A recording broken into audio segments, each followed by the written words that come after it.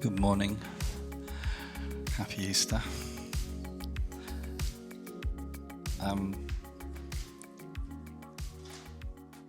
To begin the next part of our service, everyone that would like one, although I hope we've got enough, I'd like you to take a cross. It's a mini cross. In fact, it's more mini than it looked on the Amazon screen. I was thinking it'd be a bit more maxi than mini, but it turned out to be mini. I haven't seen whether there's any sharp edges on these either, so before you give them to your little ones, just check that there's no rough edges. That's my health and safety sort of. Does that cover it, health and safety wise? Probably not, does it, Richard? But anyway, there's a cross going to be coming round, and together with that, there is also a pen. Okay, pick your colour. But during the course of our talk this morning, I want to encourage you, and again, this is not compulsory by any means. This is not a school classroom. This is we're just family here. So if you would like to, in the course of my talk, write something on the cross, then that's what the pen is for. Yeah, just hand them out. If you just want to doodle on the cross, if you just want to colour it in, then again, just please feel free to do so. But the cross is yours to keep. The pen is not yours to keep. And if you nick Caroline's pens, she's going to be cross. Pardon me. On that note, Chris, can we have our first picture up? It is wonky, and I'm hoping it. No, let's just leave it, because if it all falls down. Okay. So, I didn't actually need this photograph this morning, because we actually have this cross here. But I've got another cross. And of course, today is Easter Sunday. We are remembering the events that took place. I don't think they took place actually at our Easter time, but around the Passover is the way that we would gauge it, and normally the Passover links into our Easter time, so it was probably around this time. If I asked you what was the most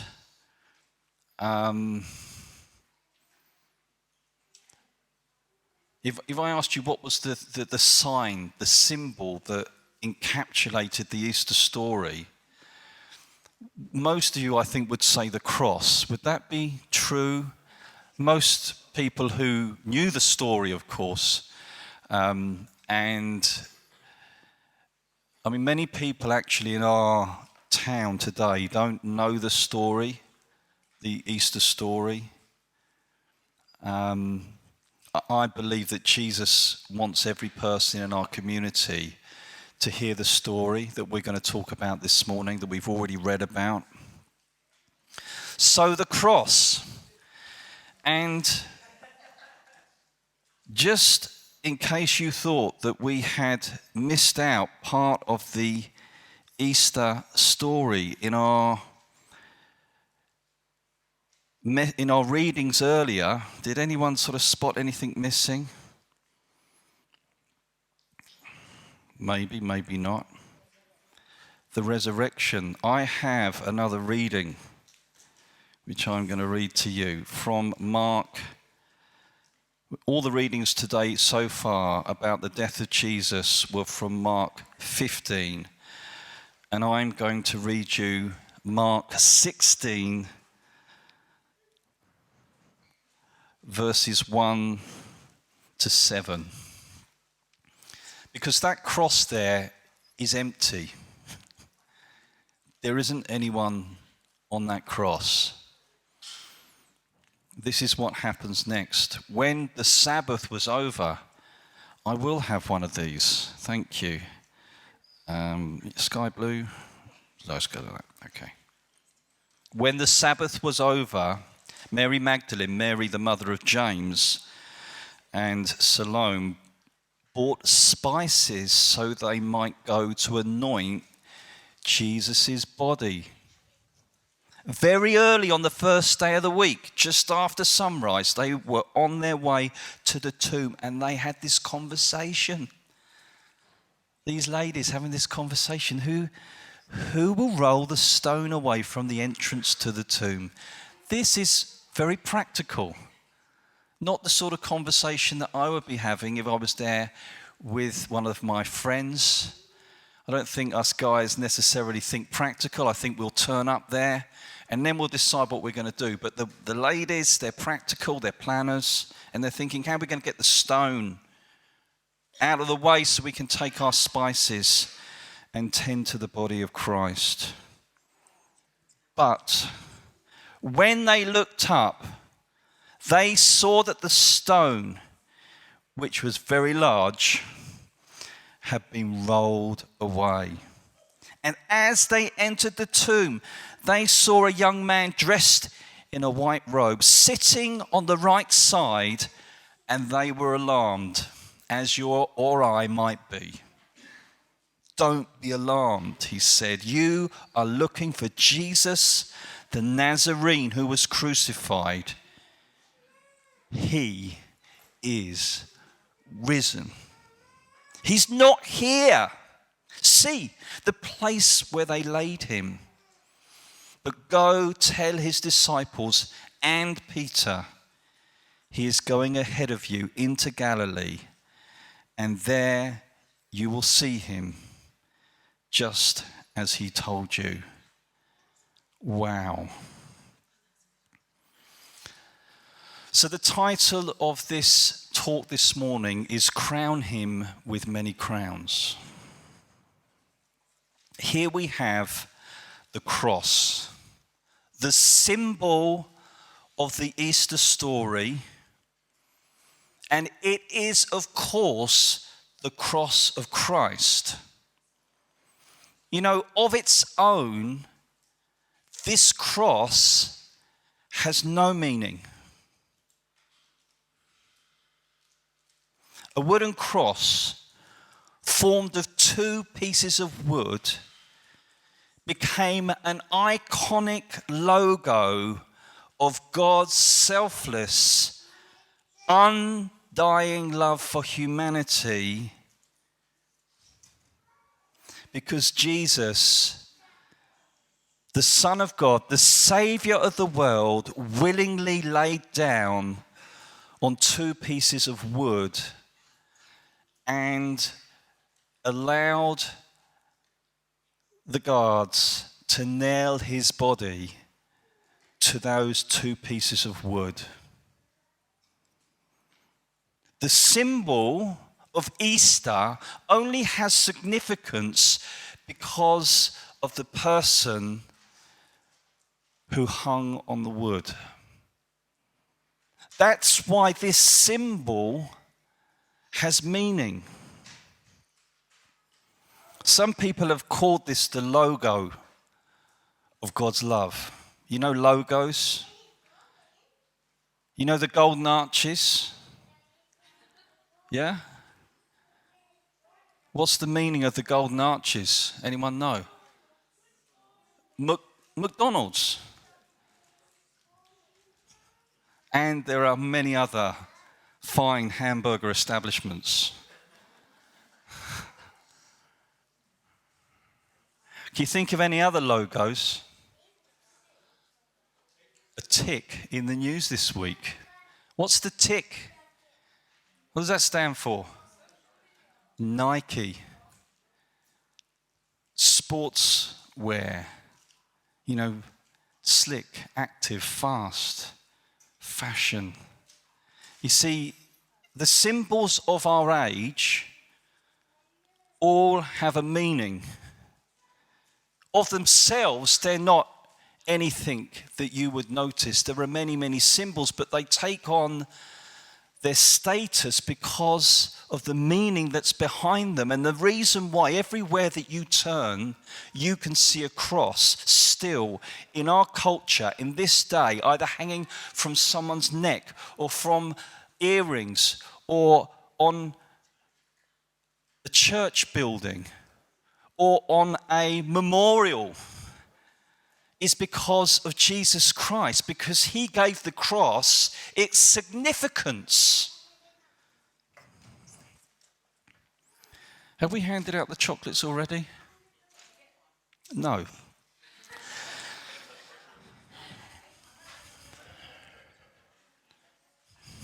I need that. So, who's eaten theirs already?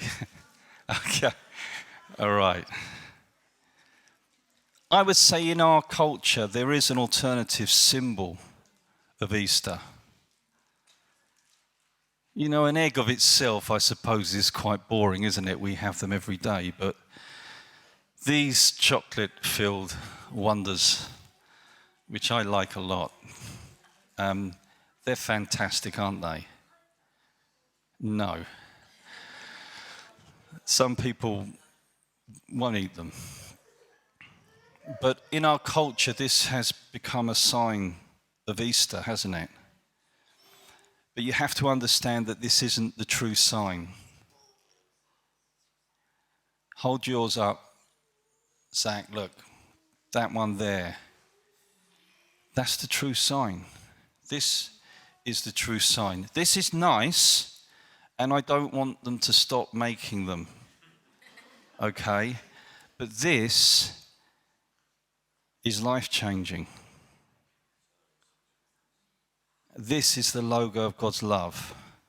So, number one, the Easter message is the cross. The Easter sign is the cross. The Easter symbol is the cross, and it's made significant because of Christ who hung on it. So my question to you today, to everyone here, hope you enjoyed your Easter egg or will enjoy it later. What does the cross mean to you? Not what do you think it should mean, but what does it actually mean to you? Because although Christ died for the whole world, he actually died and hung on the cross for me. And the Bible tells me, and he said himself, that he hung on the cross for you. So what meaning does the cross have in your life today?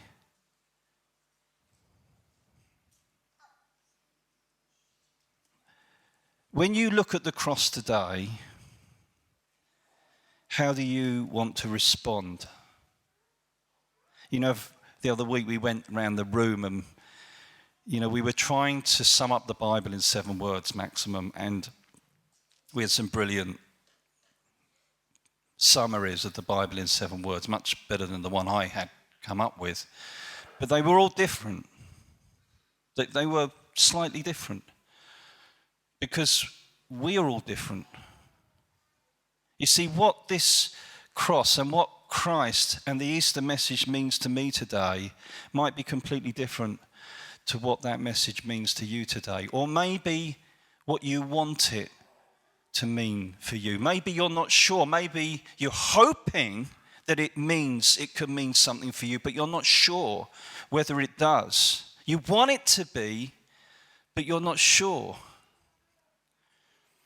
One of the things that I'd like you to do, if you would like to, is to write on this cross maybe a word, maybe something that the Easter message and Christ and the cross means to you in this moment. Maybe if you're not sure about that, but you're hoping that it could mean something for you, write it on the cross.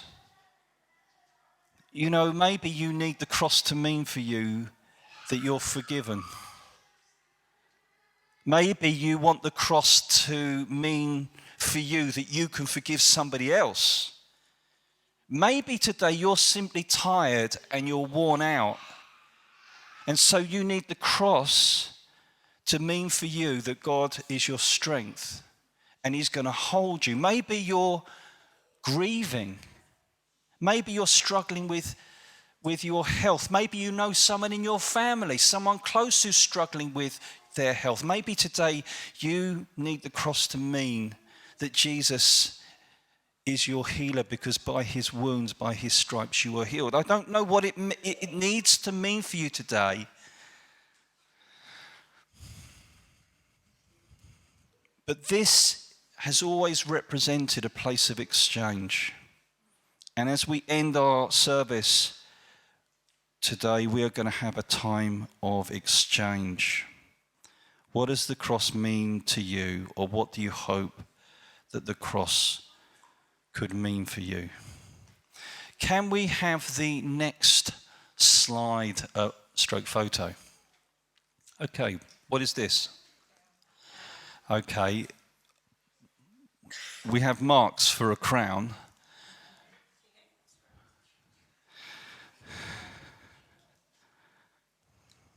That is King Edward's crown. Wow. What's the significance of King Edward's crown? Okay. King Charles III's coronation will be held on Saturday, the 6th of May, at Westminster Abbey in London. Brilliant, we get an extra bank holiday. It's also Hannah's birthday, so we'll be raising a toast to Hannah. The king will be crowned with St. Edward's crown, a 17th century crown made of a solid gold frame set with rubies, sapphires, garnet, topazes, tourmalines, whatever they are. Is that a thing? Must be a jewel of some description. I mean, I don't see anyone wearing rings of tourmalines. Woo. As well as featuring 4 crosses. See that one straight in the center?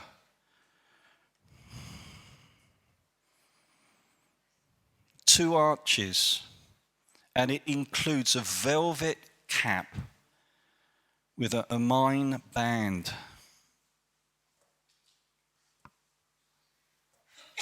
It's pretty cool.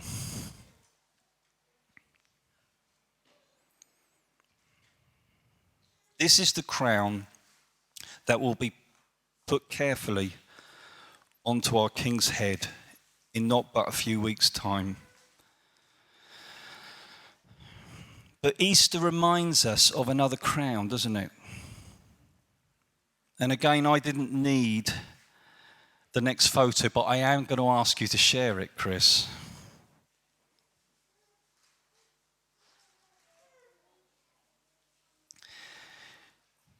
This is the crown that Jesus wore. You see it here. Another sign of Easter, a crown of thorns.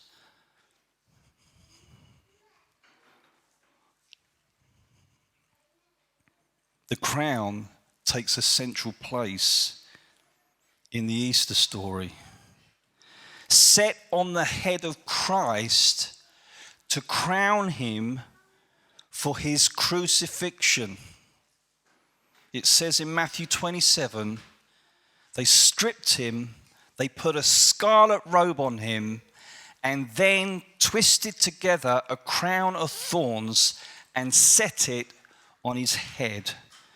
They put a staff in his right hand, and then they knelt in front of him and mocked him.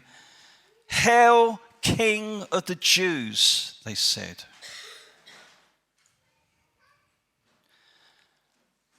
They had no idea how profound and symbolic this crown was. You see, the crown of thorns was Adam's crown. The crown of the curse. Right way back in the beginning, when Adam and Eve messed up, when they fell from God's grace. God said this to Adam. He said, because you listened to your wife and ate fruit from the tree about which I commanded you, you must not eat from it. Cursed is the ground because of you. Through painful toil, you will eat food from it all the days of your life. It will produce thorns and thistles, and you will eat the plants of the field. The whole point here is that they crowned him with the curse of mankind that he, the King of Glory, came to bear on our behalf. Your crown, my crown, on him.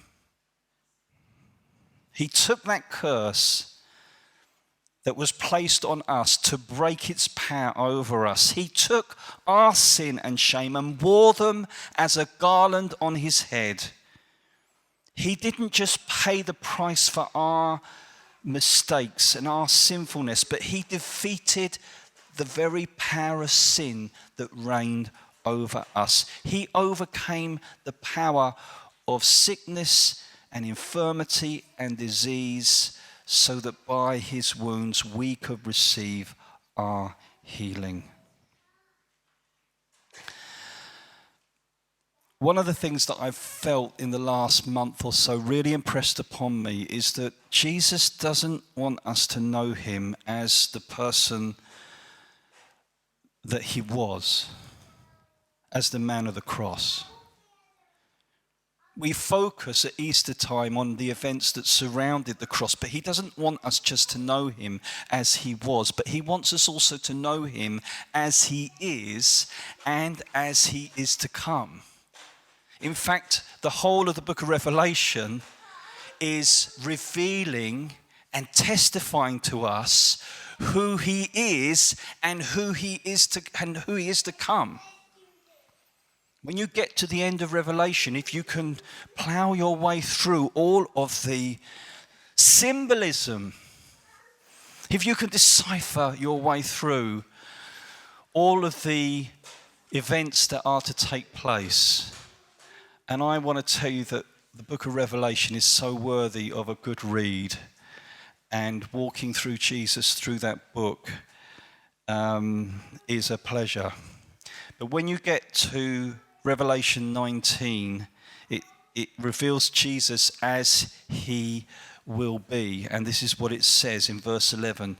I saw heaven standing open, and there before me was a white horse, whose rider is called Faithful and True. This is Jesus, the Messiah, as he will be. With justice he judges and wages war. His eyes are like blazing fire, and on his head are many crowns. He has a name written on him that no one knows but he himself. And he is dressed in a robe dripped in blood. And his name is the Word of God. Jesus doesn't just want us to see him as he was, but he wants us to see him as he is and as he will be.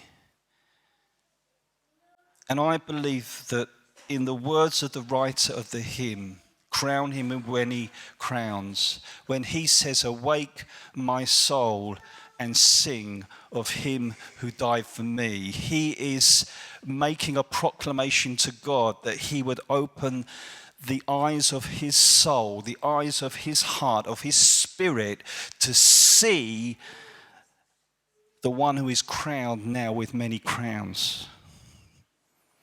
He is worthy to be crowned with many crowns because he was willing to wear the crown of thorns.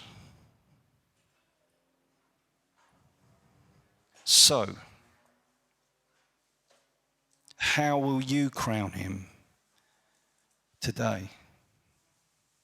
It says that he is crowned with many crowns. If you had a crown to present to Jesus, what would it be? You know, there's all sorts of crowns described in the scriptures. Crowns of glory, crowns of honor, crowns of compassion, crowns of love, crowns of forgiveness, crowns of thanksgiving. If today we had another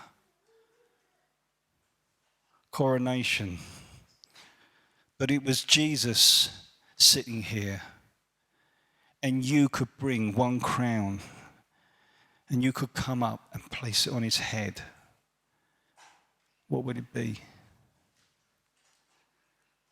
I believe that because he wore the crown of thorns, he has given us the opportunity to encounter him here today. And for the cross to be a place of exchange where we give ourselves to him, something of ourselves to him, and he gives something of himself to us.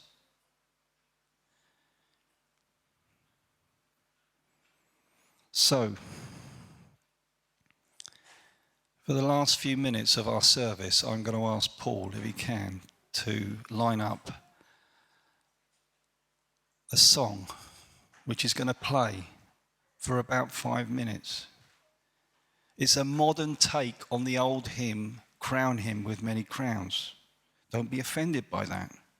You who like the original version. Nothing wrong with a modern twist. But I want us to take just a few minutes for us to personally respond to Christ. And there's 2 simple questions that I've asked this morning. What does the cross mean to you today? Or what do you want it to mean to you today? As we listen to this music, maybe you could tell God what that cross means to you, or maybe what you want it to mean for you today. Maybe today you need to do an exchange with God. Maybe you need something from him. Maybe you're weary and tired and you need him to give you strength. Maybe you need to be forgiven. I don't know what it is, but whatever it is, make the cross a place of exchange. Once you've done that, crown him with a crown. Whatever crown you like, in your own mind, just picture yourself taking up that crown and putting it on his head, because he is worthy. He is worthy. So, we all good to go, Paul?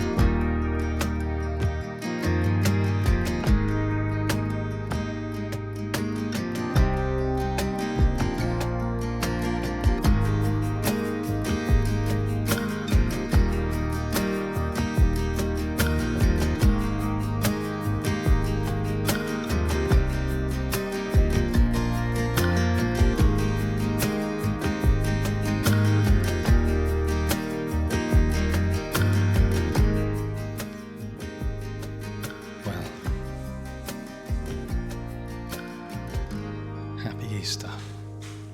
If you want to chat, if you want to pray some more after the service, please come and find someone.